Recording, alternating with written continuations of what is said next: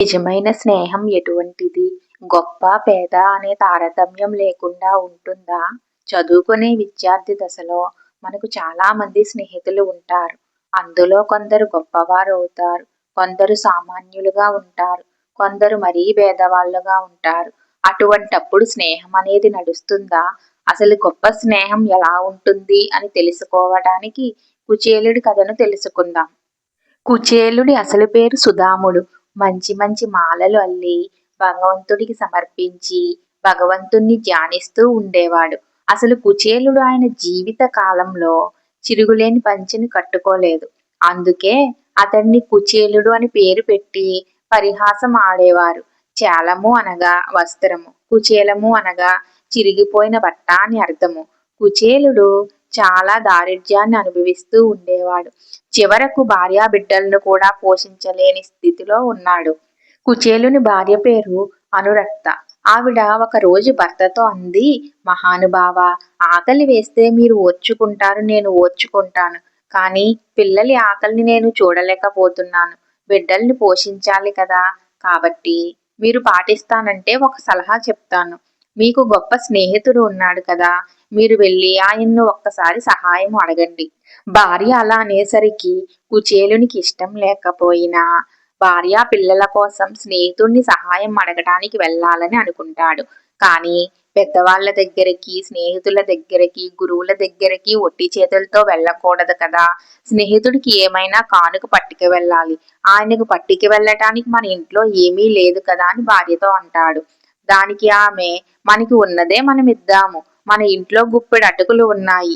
అవి మూట కట్టి ఇస్తాను, తీసుకువెళ్ళండి అన్నది. దాన్ని తీసుకుని కుచేలుడు కృష్ణుడి వద్దకు బయలుదేరుతాడు. అలా నడుచుకుని కృష్ణుడు ఉన్న భవనం దగ్గరకు వస్తాడు. ఆయనకు లోపల ఒకటే భయం.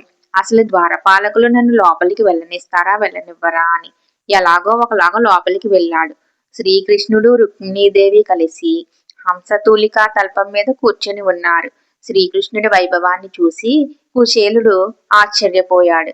శ్రీకృష్ణుడు వెంటనే కుచేలుణ్ణి చూసి హంసతూలికా పర్వం దిగి పరుగు పరుగున వచ్చి కుచేలుణ్ణి కౌగలించుకున్నాడు. అక్కడ ఉన్న వారందరూ ఆశ్చర్యపోతున్నారు. అక్కడితో ఆగకుండా బంగారు పళ్ళెంలో అతని పాదములు పెట్టి రుక్మిణీదేవి నీళ్లు పోస్తుంటే స్నేహితుని పాదాలు కడిగాడు. శరీరానికి సుగంధాలు పూశాడు. కుచేలునికి ఏమీ అర్థం కావట్లేదు. అక్కడ ఉన్నవారందరూ ఆశ్చర్యపోతున్నారు.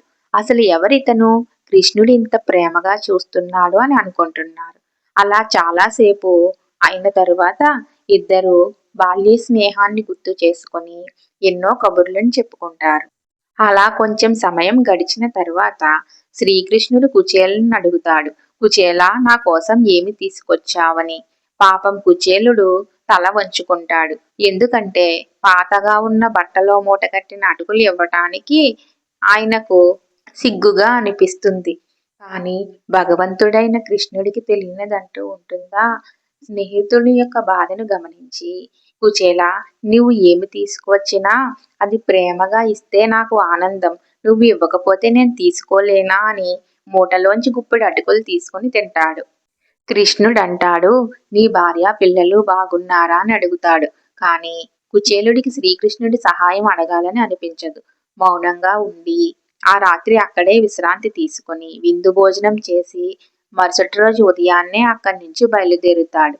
అక్కడి నుంచి వెళ్ళేటప్పుడు సాక్షాత్తు భగవంతుడైన శ్రీకృష్ణుడు కుచేలుణ్ణి పొలిమేర వరకు సాగనంపుతాడు.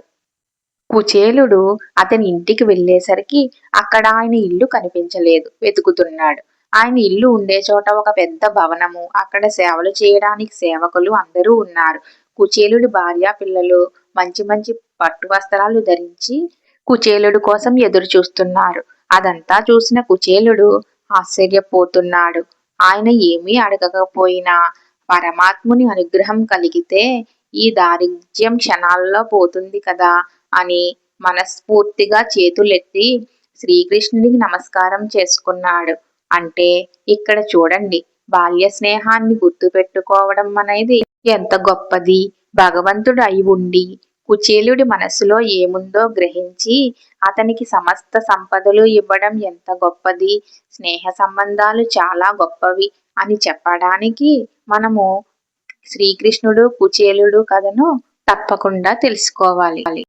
ఈ వీడియో గనుక మీకు నచ్చినట్లయితే please like, share, subscribe. Thank you for watching.